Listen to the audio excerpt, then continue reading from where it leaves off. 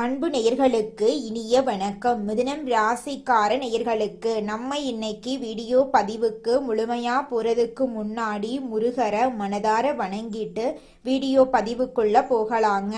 ஓ முருகா போற்றி, ஓ முருகா போற்றி, ஓ முருகா போற்றி, காக்கும் முருகனே போற்றி. நல்லதே நடக்கும், நல்லது மட்டும்தான் நடக்கும். நம்மளோட மிதுனம் ராசிக்காரங்க அழகும் ஆளுமை குணமும் கொண்டவங்களா இருக்காங்க. இவங்க மற்றவரின் உணர்வுகளுக்கு மதிப்பையும் மரியாதையும் அளிக்கக்கூடியவங்களா இருக்காங்க. உழைப்பால் வெற்றி பெறக்கூடியவங்களா இவங்க வாழ்ந்துகிட்டு இருக்காங்க. இவங்கள பொறுத்த வரைக்கும் தான் மட்டும் நல்லா இருக்கணும் அப்படிங்கிற சுயநலமெல்லாம் கிடையாதுங்க. தன்னை சுத்தி இருக்கக்கூடிய எல்லோருமே நல்லா இருக்கணும் அப்படிங்கிற பொதுநல குணத்தோட இவங்க வாழ்ந்துகிட்டு இருக்காங்க.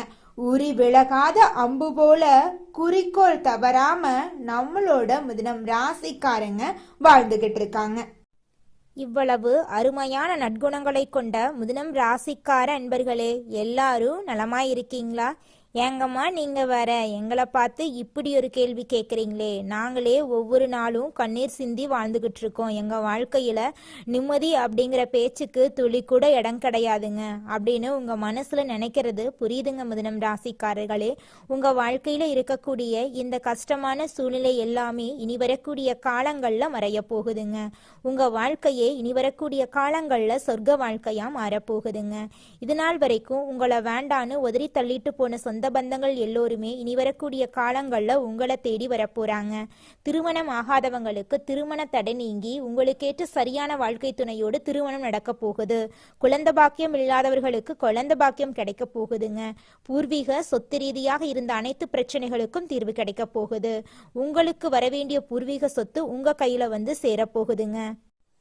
நம்மளுடைய மிதுனம் ராசிக்காரங்க நல்ல குணமும் இறைவனின் அருளும் நிறைந்தவர்களாக இருக்க ஆசைப்படுறாங்க.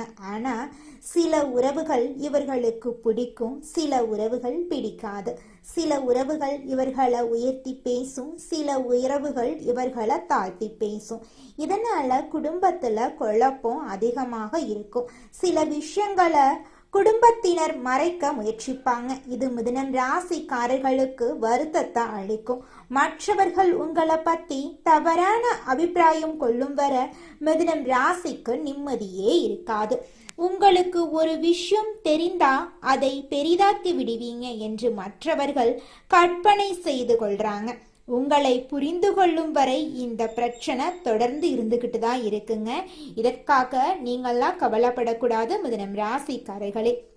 ஒரு காலகட்டத்தில் மிதுனம் ராசி இல்லாம எதுவும் நடக்காது என்று தெரிந்து உங்ககிட்ட வீட்டு சாவியை கொடுப்பாங்க. அதுவரை உங்களுக்கே கெட்ட சக்தி இருப்பது போல் தோன்றதான் செய்யும். அதை கண்டு நீங்க பயப்படக்கூடாது. சில உறவுகள் பயத்தை உருவாக்கி குடும்பத்துல நிம்மதி இல்லாத சூழ்நிலையை உண்டாக்கும். மற்றவர்களை உணர்வதற்கும் புரிவதற்கும் காலம் உதவி செய்யும். தினமும் 108 முறை ஓம் நமோ நாராயணா மந்திரத்தை சொல்லிக்கிட்டு வாங்க. காலையில 108 தடவையும் சாயந்தர நேரத்துல 108 தடவையும் சொல்லணுங்க. ஓம் முருகா போற்றி என்ற மந்திரத்தை அதே மாதிரி 108 முறை சொல்லிக்கிட்டு வாங்க. உங்க வாழ்க்கையில நல்லதுதாங்க நடக்கும். பூஜை தொடங்குவதற்கு முன்னாடி வீட்டை சுத்தம் செய்து பன்னீர் தெளித்து விடுங்க. புதன்கிழமை தோறும் பன்னீர் தெளிப்பது அவசியங்க. மிதுனம் ராசிக்காரர்களே, பன்னீரில் சந்தனம், பச்சை கற்பூரம், கிராம்பு, ஜாதிக்காய் போன்ற வாசனை திரவியங்களை கலந்து தெளிக்கலாங்க. புதன்கிழமை பெருமாள் கோவிலுக்கு சென்று சக்கரத்தாழ்வார் சன்னதியில் சுதர்சன காயத்ரி மந்திரத்தை 108 முறை சொல்லிட்டு வாங்க. வீட்டு வாசலில் நிலைப்படியில் துளசி மாலை கட்டுங்க. ஒவ்வொரு புதன்கிழமையும் மாலையை மாற்றுங்க. இதை 7 வாரங்கள் தொடர்ந்து செஞ்சுக்கிட்டு வாங்க. இதனால கெட்ட சக்திகள், துர்சக்திகள், பணத்தடை, தொல்லைகள் எல்லாமே நீங்கிருங்க. கண் திருஷ்டி, எதிரிகள், கோர்ட்டு கேஸ் பிரச்சனை, போலீஸ் ஸ்டேஷன் சம்பந்தமான விஷயங்கள் விலக ஓம் ஸ்ரீ ஹரிஹரசுதன் நமகன் மந்திரத்தை 205 முறை சொல்லிக்கிட்டு வாங்க. சுவாமியே சரணம் ஐயப்பா என்ற மந்திரத்தை 108 முறை சொல்லிக்கிட்டு வாங்க. தினமும் சொல்லுங்க. அறியாமல் செய்த பாவங்கள் எல்லாமே விலகி போயிரும், மனசு சுத்தமாயிரும். வீட்டில் தினமும் ஒரு தீபம் ஏத்துங்க. வீட்டை இருளாக விடாதீங்க. வீட்டு வாசனை பொருட்கள் இருக்கிற மாதிரி வச்சுக்கோங்க. வீட்டில் சுத்தமாக வச்சுக்கோங்க. வீட்டில் இல்லை என்ற வார்த்தையை அதிகமாக நீங்கள் பயன்படுத்தக்கூடாது. கெட்ட வார்த்தைகளை நீங்கள் தவிர்ப்பது ரொம்பவும் நல்லதுங்க. வீட்டில் பசுமாடு இல்லைன்னா கன்றுக்குட்டியை அழைத்து வந்து வீடு மத்திய பகுதியில் நிறுத்தி பசுவுக்கு பூஜை செய்யுங்க. பசுவுக்கு மஞ்சள் தடவி குங்குமம் வைத்து புடவை சாத்தி மாலை போடுங்க. கன்றுக்குட்டிக்கும் புடவை சாத்துங்க. வாழை இலையில பச்சரிசி வெல்லம் வாழைப்பழம் கலந்து பசுமாட்டுக்கு கொடுங்க. பசுமாட்டின் பின்புறம் தூப தீபங்கள் காட்டி நமஸ்காரம் பண்ணுங்க. இதை செய்வதன் மூலமா வீட்டில் உள்ள கெட்ட சக்திகள் வெளியேறும். அபார்ட்மெண்ட்ல வசிக்கிறவங்க வீட்டு வாசல்ல இந்த பூஜையை செய்யலாம். இந்த பூஜையின் மூலமாக உங்கள் வாழ்க்கையில் நல்லது நடப்பதை நீங்களே கண்ணெதிரே பார்க்கலாங்க. உங்கள் வீட்டில் இருக்கக்கூடிய கெட்ட சக்திகள் நீங்க இந்த விஷயங்களை கடைபிடிக்கணுங்க. செவ்வாய்க்கிழமை தவறாம முருகனை வழிபாடு செய்யுங்க. தினமும் மாலை நேரத்துல நல்லெண்ணெய் இல்லைன்னா நெய் விளக்கு ஏத்துங்க. ஓம் சரவண பவ மந்திரத்தை தினமும் 11 முறை சொல்லிக்கிட்டு வாங்க. வாரம் ஒரு முறை அம்மன் கோயிலுக்கு போய் அம்மனை மனதார வணங்கிட்டு வாங்க. பிரதோஷ நாட்கள்ல சிவபெருமான வணங்கிட்டு வாங்க. செவ்வாய்க்கிழமை அசைவம் சாப்பிடுறத தவிர்ப்பது நல்லதுங்க. குங்கும அர்ச்சனை செய்யறது ரொம்பவும் நல்லதுங்க. வீட்டுல வேப்பிலைய வச்சிருங்க. நவ கிரகத்துல செவ்வாய் பகவானுக்கு வழிபாடு செய்யுங்க. வீட்டுல திருஷ்டி பொம்மைய தொங்க விட்டுருங்க. செவ்வாய்க்கிழமைகள்ல சிவப்பு நிற உடை அணிஞ்சுக்கோங்க. நெற்றியில குங்குமம் சந்தனம் வச்சுக்கோங்க. வலது கையில செம்பு காப்பு போட்டுக்கோங்க. வாரத்துக்கு ஒரு முறை கடுகு உப்பு திருஷ்டி சுத்தி போட்டுக்கோங்க. வீட்டை தினமும் சுத்தமா வச்சுக்கோங்க. உடைந்த கண்ணாடி பழைய பொருட்களை அகற்றிருங்க. வெளியே போறதுக்கு முன்னாடி இஷ்ட தெய்வத்தை நினைச்சிட்டு வெளியில கிளம்புங்க. உறங்குற நேரத்துல உறங்குங்க. காலையில வெறும் வயிற்றுல வெந்நீர் குடிங்க. வாரத்துக்கு ஒரு நாள் எண்ணெய் தேய்த்து தலைக்கு குளிங்க. கோபத்தை கட்டுப்பாடோட வச்சுக்கங்க. தேவையில்லாம பெருமை பேசாம இருக்கிறது ரொம்பவும் நல்லதுங்க. எல்லோர்கிட்டையும் ரகசியத்தை பகிரக்கூடாதுங்க. மனம் கலங்கும் போது மௌனமா இருந்துக்கோங்க.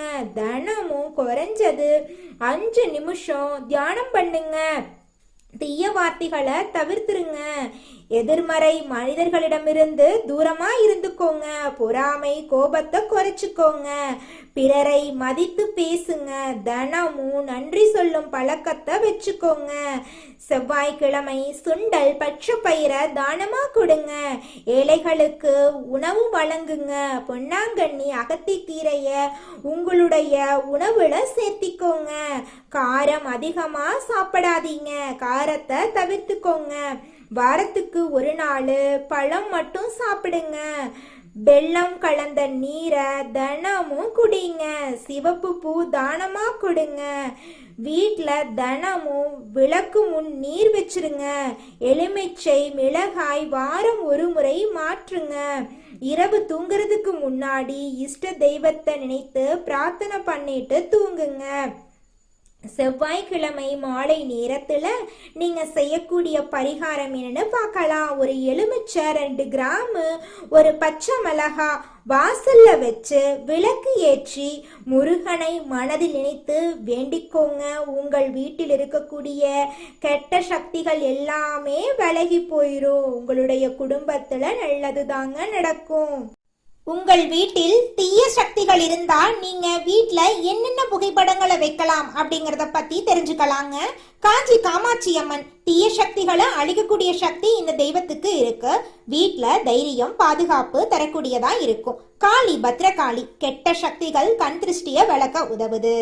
பயம் தடைகளை நீக்க உதவுது. மகாவிஷ்ணு மன அமைதி பாதுகாப்பு தரக்கூடிய தெய்வம். எதிர்மறை எண்ணங்களை குறைக்கிறதுக்கு இந்த தெய்வம் உங்களுக்கு பாதுகாப்பா இருக்கும். ஆஞ்சநேயர் தீய ஆவிகள் பயம் விலக நம்மளுக்கு ஆஞ்சநேயர் துணையா இருப்பாரு. வீட்டை காக்கக்கூடிய காவல் தெய்வமா இவர் இருப்பாரு. பைரவர் இவரு இரவு நேர எதிர்மறை சக்திகளை விலகக்கூடியவரா இருக்காரு. வீட்டு சுற்றுப்புற பாதுகாப்புக்கு பைரவர் பாதுகாப்பா இருப்பாரு.